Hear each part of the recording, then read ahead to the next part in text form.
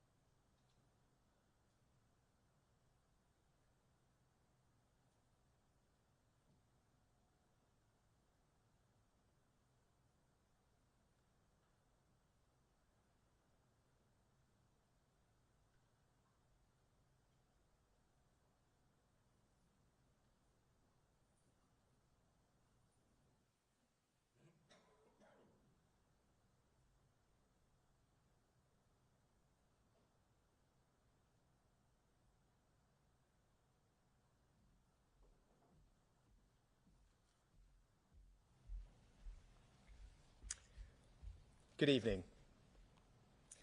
Today we are introducing new legislation to keep my promise to you, to stop the boats. My policy is very simple. It is this country and your government who should decide who comes here and not criminal gangs. Now, the first step is understanding the nature and scale of what we are dealing with. The number of people entering the UK illegally in small boats has more than quadrupled in just the last 2 years. Those illegally crossing the Channel are not directly fleeing a war-torn country or persecution or an imminent threat to life. They have travelled through safe European countries. They are paying people smugglers huge sums to make this dangerous and sometimes tragic journey.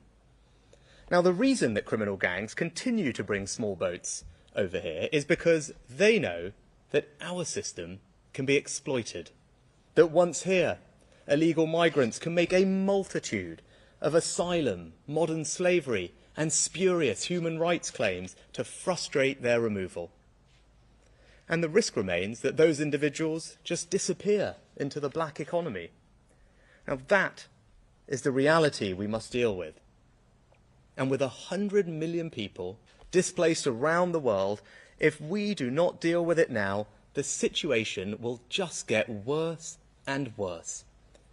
People must know that if they come here illegally, it will result in their detention and swift removal. Once this happens, and they know it will happen, they will not come and the boats will stop. That is why today we are introducing legislation to make clear that if you come here illegally, you can't claim asylum, you can't benefit from our modern slavery protections, you can't make spurious human rights claims, and you can't stay. We will detain those who come here illegally and then remove them in weeks, either to their own country if it is safe to do so, or to a safe third country like Rwanda. And once you are removed, you will be banned, as you are in America and Australia, from ever re-entering our country. This is how we will break the business model of the people smugglers. And this is how we will take back control of our borders. Now, this bill provides the legal framework needed to deliver this in a way that no other legislation has done before. This is tough, but it is necessary and it is fair. And this legislation will be retrospective. If you come on a small boat today, the measures in this bill will apply to you. And this is just part of what we are doing. I've always been clear that this is a complex problem that can't be solved overnight and will require us to use every tool at our disposal. That is why I've already secured the largest ever small boats deal with France, and patrols on French beaches are already up 40%. I also promised progress on enforcement, and we've increased raids on illegal working by 50%. I've also negotiated a new deal with Albania, which accounted for 1/3 of all small boats arrivals. And that's already delivering. We've returned 500 illegal migrants to Albania, and we are seeing far fewer come as a result. This shows that there is nothing inevitable about illegal migration. Deterrence works, and with will and determination, the government can get on top of it, and we will. Now, this will always be a compassionate and generous country. It is something that we're all rightly proud of. Just look at how we've welcomed Ukrainians and Syrians from refugee camps and embraced Hong Kongers fleeing the Chinese clampdown. But the current situation is neither moral nor sustainable. It cannot go on. It's completely unfair on the British people who have opened their homes to genuine refugees, but are now having to spend nearly £6 million a day to put up illegal migrants in hotels. It's unfair on the people who come to this country legally to see others skipping the queue.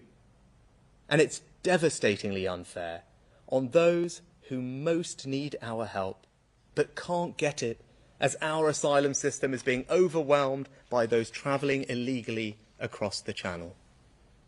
If we can't stop the boats, our ability to help genuine refugees in future will be constrained. Full control of our borders will allow us to decide who to help and to provide safe and legal routes for those most in need. Now, I understand there will be debate about the toughness of these measures. All I can say is we have tried it every other way and it has not worked. So I say again, my policy is very simple. It is this country and your government who should decide who comes here, not criminal gangs. And I will do whatever is necessary to achieve that. Thank you. We'll take some questions from the media. If we could start with the BBC. Thank you, Prime Minister. Chris Mason, BBC News. If by the time of the next general election you haven't stopped the boats, will you have failed? Thanks, Chris. So look, I wouldn't be standing here if I didn't think that I could deliver on this promise. At the beginning of the year, I stood up in front of the British people, made 5 promises, and one of them was to stop the boats. And since I've had this job, I've spent a lot of time thinking long and hard about how to solve this problem. And I'm confident that the bill we're introducing today will help us do that. It will mean that for the first time, we will have a system whereby if people come here illegally, they won't be able to stay, they'll be detained and they'll be swiftly removed. And as we deliver on that, people will see that there is no point in coming here. We will have that deterrence effect. But I've also been clear throughout that this is a complicated problem, right? There is no one silver bullet. And the legislation, of course, it's really important, and that's why today is important, but it's just one of the many things we're doing. We need to cooperate with our allies, particularly the French, which is why the deal that the Home Secretary and I worked on at the end of last year is so important, and we hope to continue deepening and strengthening our cooperation with the French and other European allies. It's why the deal we announced with Albania is so important. And I think it's just pause on that for a second. Albania accounted for around a third of our illegal migrants last year. But because of the steps that we've put in place, the new deal that we've announced, what we're seeing now is that we're returning hundreds of people back to Albania, and we're seeing the numbers come down considerably. So that shows to me that if we get this right, it will make a difference. Now, we're in the early stages of it, but we've given it long, hard thought. And I said at the beginning of the year that I only promise what I believe I can deliver, and I will absolutely deliver on what I promise, and that's what we're going to do today. You said help stop the boats. That's not the same as stopping the boats, is it? Yeah, but all of these things play their part. It's that no one thing is the answer to this question, right? And that is the point. The legislation is absolutely critical. There is no way to stop the boats without this legislation. But this legislation on its own won't do it. That's why we need all the other things that I've talked about as well. All of those things will help us achieve that goal of stopping the boats. But as I said, I promise what I can deliver, and I will deliver what I promise. And that's what we said we would do. That's what we will do. Right, next we've got ITV. Prime Minister, you talked about the importance of swift removal. More than 2/3 of asylum seekers don't come from Albania. How is it compatible with the British traditions of humanity and compassion that you are criminalising, incarcerating, potentially forcing statelessness, homelessness, destitution on asylum seekers, many of whom are, as you accept, vulnerable and traumatised, before you have in place agreements with third countries to which you could move in a swift way, your words, those asylum seekers? This is a country that has always been open, welcoming, compassionate and generous to those in need. Just in the last few years, since 2015, we've welcomed almost 500,000 people to this country. 500,000 from Ukraine, from Syria, from Afghanistan, from Hong Kong. That's our record. That's our compassion. And everyone should be incredibly proud of that. I am. But what is not compassionate is to allow the current situation to persist. There is nothing compassionate about allowing vulnerable people to perish in the Channel. We had a stark reminder of that just a few weeks ago off the coast of Italy when over 50 people died, including children.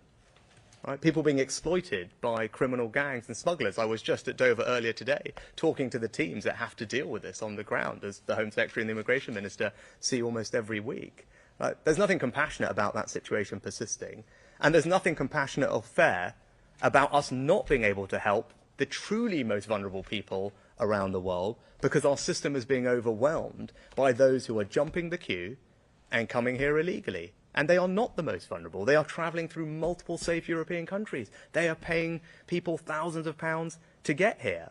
So look, I want to move to a system where we break that cycle, we deter people from coming here illegally, jumping the queue, and actually we as a country can then make sure that we decide who we bring here, how many, and make sure that we target that compassion, that generosity and support on the world's truly vulnerable people. And that's why the legislation that we're announcing today not only does the things that we need it to do to break the cycle and give us the powers we need to send people back, but it also allows Parliament to set a quota on how many people we would welcome here under safe and legal routes, as we've done so brilliantly in the last few years. I think that's a type of system that would command broad support. Right? And I think that's not just the right thing to do, I think it's actually the moral and compassionate thing to do, because the current system is broken and it's not fair on anybody, and the sooner we can put an end to it and focus our support on those who most need it, I think the better off everyone will be. But if you can't expel them yet, why do you think the small boats will stop? Well, the legislation is a necessary step on being able to return people either to their own country where it's safe to do so, or to a safe alternative like Rwanda. And I'd say we already are returning people. You mentioned Albania. Albania accounted for a third of all illegal migrants last year because of the deal that we've struck and the new procedures we've put in place. We are now returning hundreds of people back to Albania. And that's right. And that's the right thing to do. We need to focus our resources, focus our generosity and compassion on the world's truly most vulnerable people. That's what I want to do. I think that's what the vast majority of the country wants to do too. At the moment, that's not possible, because we're being overwhelmed with people who are jumping the queue, breaking the laws, and that's not right. And that's what we're going to change. Next, Sky. Thank you, Prime Minister. 5 years ago, the then Home Secretary, Sajid Javid, said he was going to make this route unviable. Since then, we've seen tens of thousands of people in the last 5 years. Where do you think your predecessors went wrong? Why are you different? And can I also ask, what does success look like to you? Will you be setting targets for where you want the numbers to be in a year's time? So this is not about dwelling on the past, because the situation has just got far worse. As I said in my remarks earlier, just in the last 2 years, you talked about when Sajid was Home Secretary, so just in the last 2 years, the numbers of people crossing the Channel illegally have more than quadrupled. Right? That is the scale of what is happening, and they're forecast to get worse.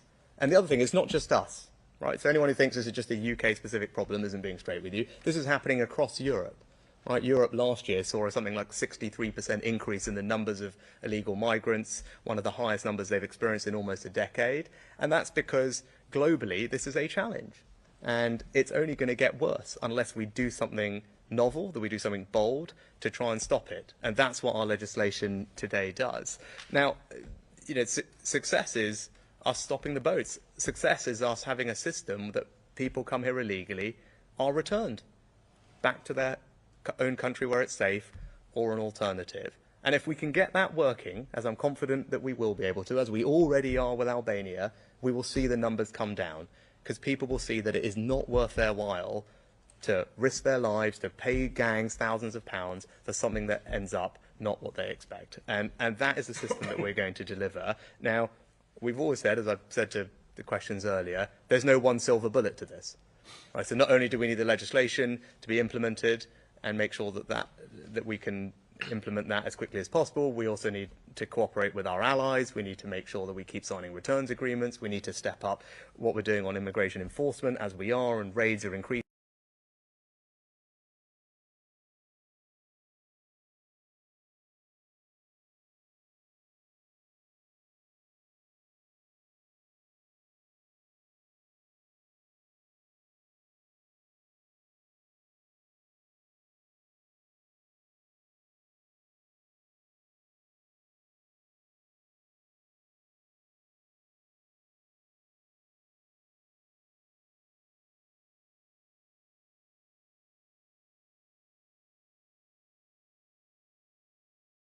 are responsible, they are proportionate, and crucially, they're fair. But you're not setting specific targets in terms of the numbers. Well, I think look, people will judge us on our results. And as I said, we're already seeing the results. Illegal migration rates up 50% since we announced the proposals to do that with Robert at the end of last year. Already hundreds of people being returned to Albania. We're getting the asylum backlog down as well, down by 6,000 just in the last couple of months since we've improved all the processes there. New deal with the French at the end of last year, hopefully further cooperation to come. We promised new legislation. I'm standing here today with the Home Secretary introducing it. So we are continuing to deliver the things that we said, and I'm highly confident that as we keep moving forward, people will see a big difference on this. Right, next, LBC. Theo Usher with LBC. Firstly, Prime Minister, you're meeting the French President Emmanuel Macron later this week. Do you accept that in order to be successful with this policy, you are going to need his fulsome cooperation? What are you prepared to offer him in return? And if I may, just very briefly on Sue Gray, do you still have faith in the integrity of her report into Partygate? Look, on Sue Gray, as you know, the Cabinet Office is reviewing the circumstances of her departure. I'm not going to preempt their findings, so I'm not going to comment further on that situation. With regard to the French, as you heard me say before, there's no one silver bullet to solving this problem. It is a complex problem, and we need to use all the levers, all the tools at our disposal. And a crucial one of those is cooperating with not just the French, but also with our other European allies. So I was really pleased after I became Prime Minister, having spoken to President Macron, we managed to get the Calais group up and running.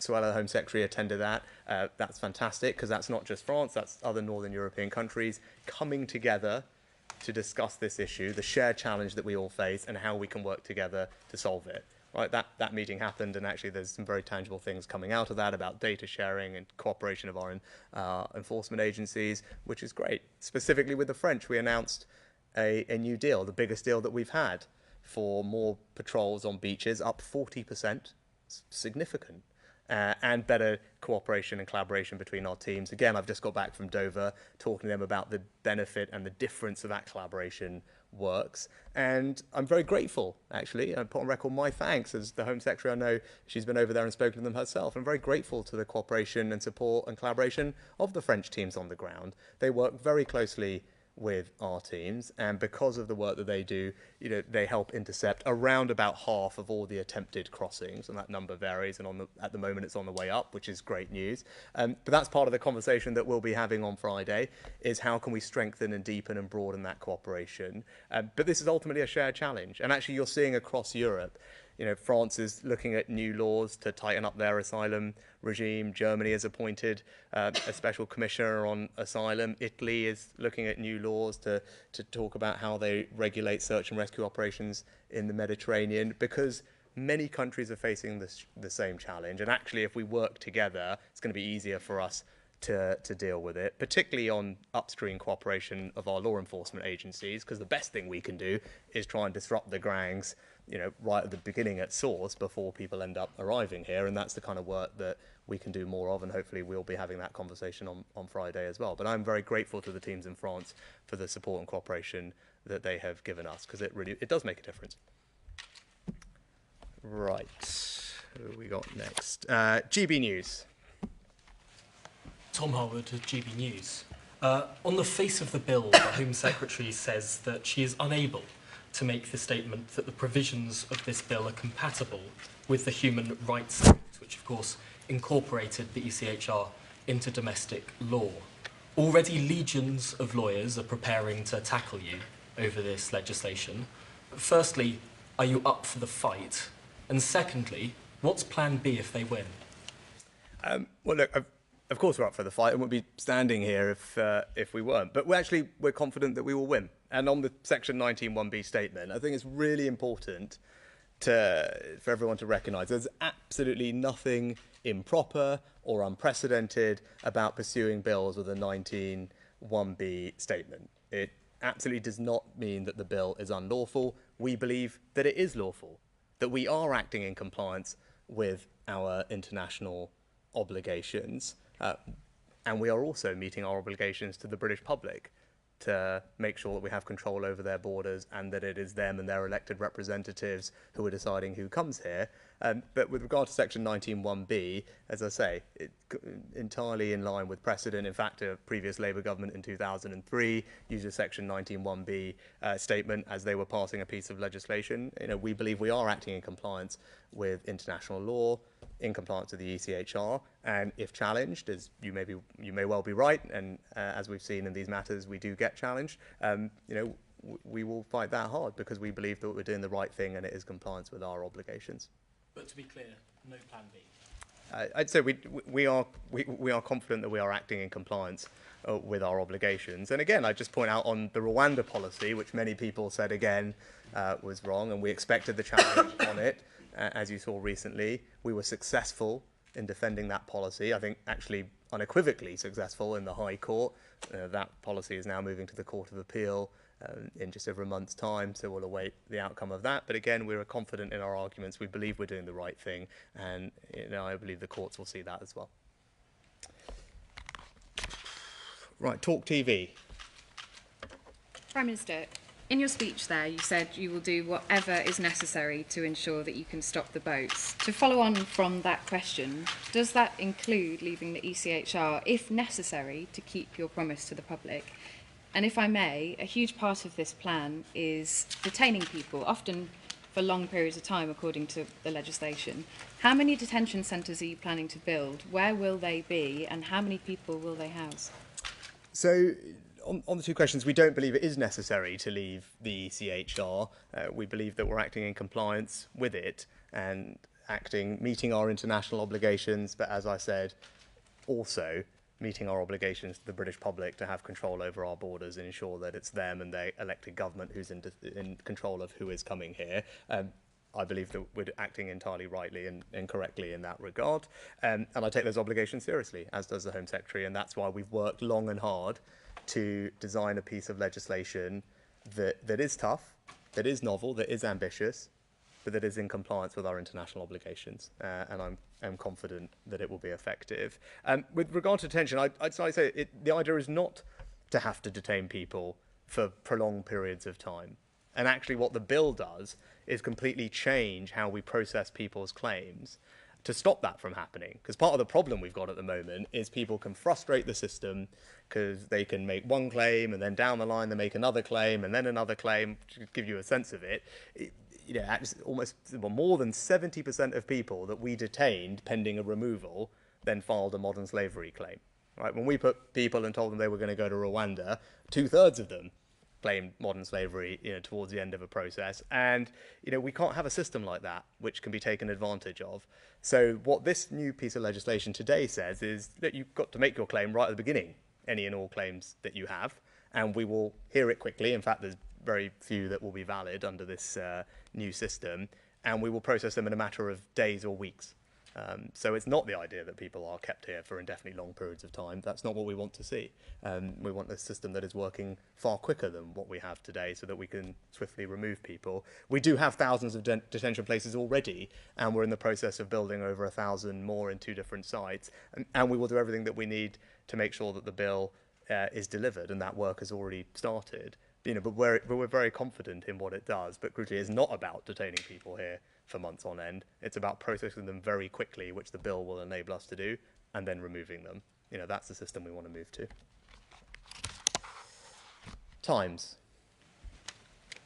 Prime Minister, the Home Secretary today described the ECHR's interim injunctions on Rwanda fights as opaque and deeply flawed. She said that they are undermining our ability to control our borders. Do you agree? Do you think the ECHR overstepped the mark? And are you prepared to take action around that? Secondly, Simon Case is facing a lot of criticism over his WhatsApp messages, which have been leaked to the Telegraph over Matt Hancock. One of them accused you of being bonkers. Will Simon Case still be your Cabinet Secretary by the time of the next election? Thank you, Steve. Look, on Rule 39, I should have actually addressed that in the previous question. Yes, the Home Secretary is absolutely right, and in the sense that these Rule 39 orders are opaque, and they don't meet, I think, what anyone would describe as a kind of natural justice test. And that's because they're conducted behind closed doors. You don't know the name of the person who's sending these things down, and we have absolutely no right to apply for the case to be dismissed. We have no right to appeal. Those things aren't formalised. As I said, they're just kind of handed down by these unnamed duty judges. It feels like at 5 minutes to midnight, right? So that process does seem not appropriate, and what we want to do is see reform to that process. The Attorney General has already had an informal conversation with the court in Strasbourg about that. I think we believe that other countries, share some of the questions and observations that we've had about how that process works. I think everyone can get behind the idea that, yes, of course, there should be a court that has due process, but that process needs to be fair. And if we think that something's being handed down, we should have the right to know who's doing it and to challenge it and appeal it. That's just, as I said, it's a matter of natural justice. So we will start the process of engaging with Strasbourg to try and get reform to Rule 39. And look, our track record on this is good, actually. Some time ago, we embarked on a similar reform process with the court, particularly on Rule 39, and it resulted in some changes, which are called the Brighton Declaration. Now, I'm not a legal expert, so Suella can probably fill you in on the detail afterwards. But so our track record on this is good, and our concern is we can't be subject to a process that doesn't meet simple tests of natural justice, and that's why we want to try and get that process reformed. And as I said, I'm confident that we'll be able to work with others to do that. And on Simon, look, I haven't read all these messages because I've been busy working on this, but what I would say is the Cabinet Secretary has done a great job actually helping with today. In particular, he works very hard to support me, he works very hard to support the government's agenda, and particularly on the issue of tackling illegal migration. It's very much a cross-government effort. Right, and the work that Robert, Suella and I have been doing over the past few months involves lots of colleagues from across government pulling together so that we can grip and solve this problem. The Cabinet Secretary has been at the heart of coordinating all that work. I'm very grateful to him for that, and I look forward to working with him for a very long time to come, quite frankly. So hopefully that will answer your question on that. And lastly, we've got the eye. Yes, Prime Minister. Large thing from the eye. You've talked a lot about the deterrent effect of these new laws, but how many thousands of Channel asylum seekers do you need to deport before people start getting deterred from making those crossings? And are you confident you have enough capacity in Rwanda, there's only a few hundred places there, and through returns agreements with places like Albania to begin having that deterrent effect quickly once the new laws come in? So look, on Rwanda, I think it's correct a kind of like misconception about the Rwanda thing. It is an uncapped scheme. So everyone keeps saying we've only got 200 places. No, it's an uncapped scheme. So that's like everyone should know that. So they should have confidence that that's what's happening there. And having just spoken to the Rwandan president the other night, they remain committed to their partnership with us and looking forward to making sure that it can work properly in the way that we all want it to. But I do think that the deterrent effect can be quite powerful quite quickly. Actually, one of MPs in Parliament today, Tim Loughton, was talking about a Home Affairs Select Committee trip that he'd been on to France. And actually, when they were talking to some of the people in France who said that after the Rwanda deal was first announced, they suddenly saw a change in behaviour about people who were there who stopped them wanting to come over here and were trying to figure out about staying there. And that was just on the fact that they'd heard about Rwanda when it was announced. But also, just look at what's happening in Albania. Right, so we worked hard, got a new agreement with Albania towards the end of last year. I made the statement, probably it was early December. We've just started operationalising that new agreement, the guidance we've changed to our caseworkers here. And again, it's early days, so let's not get carried away, but the signs are very promising. Right, we have now returned hundreds of people, and Robert's been working incredibly hard to get people back on planes. So hundreds of people have been returned. We're also doing comms in Albania, and we are seeing a change in the numbers coming here from Albania and also how our system is treating them when they are here and making it clear that they shouldn't be here and actually they should be refused and sent back. Now, that's only been in place for a matter of weeks, but it does give me the confidence that the deterrence can work and will work, and that's why this bill is so important, and that's probably a good note for us to end on, because that's what this rests on, right? It rests on the simple premise, I think the common sense, straightforward premise, that if you come here illegally, you will not be able to stay. You will be detained and you will be swiftly removed to your own country if it's safe for you to be sent back there, or indeed a safe alternative like Rwanda. And that system delivered and operational, will serve as a strong deterrent. It will break the cycle of criminals. And if you spend any time with people at Border Force in Calais or anyone who deals with these people, be in no doubt the people who are doing this are criminals. And people are dying and being taken advantage of because of the system that is now in place. And it would not be right to stand here as Prime Minister and allow that to continue and not try absolutely everything we can to stop it from happening. And that is what we are doing. Right? We have been working long and hard at this. And as I said, it's complicated. It won't be solved overnight. But with will and determination and creativity, we will be able to grip this problem. And where the bill is one part, the cooperation with France is another part, returns agreements, enforcements, we are doing it all because when I said at the beginning of the year that we would stop the boats, I meant it. And we will keep working until we've delivered that. Thank you very much.